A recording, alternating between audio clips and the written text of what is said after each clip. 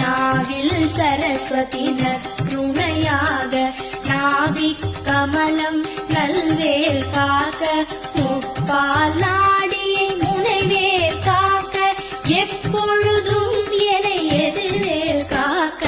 அடியேன் வசனம் அசைவுள்ள நேரம் கடுகவே வந்து கனகவில் காக்க